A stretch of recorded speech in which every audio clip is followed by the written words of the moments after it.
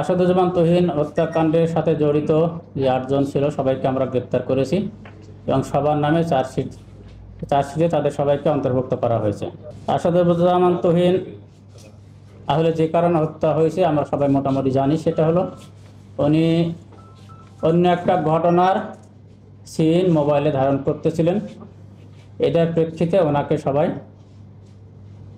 তো তার উপর ক্ষিপ্ত হয়ে তাকে হত্যা করতে আসে। আমরা পরবর্তীতে বিভিন্ন সিসিটিভি ফুটেজ দেখে সেটা নিশ্চিত হয়েছে এবং যে অভিযুক্তরা গ্রেপ্তার হয়েছে তাদের জিজ্ঞাসাবাদেও আমরা সেই বিষয়ে নিশ্চিত হয়েছি। যদি মোবাইল উদ্ধার হয়ে যদি কোনো সম্পৃক্ততা বা কোনো ভিডিও আমরা পাই, তাহলে সেখান থেকে যদি যে ডকুমেন্টগুলো পাবো, সাক্ষ্য প্রমাণ পাবো, সেগুলো আমরা পরবর্তীতে আইনানুগ ব্যবস্থা নেব ইনশাল্লাহ।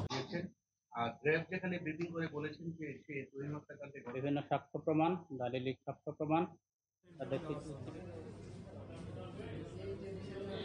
দাদা বসেন।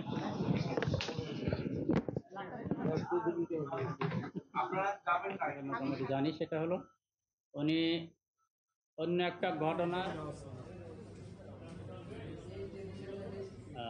ভিডিও ছিল, সেই ভিডিওকে আমরা এডিট করেন।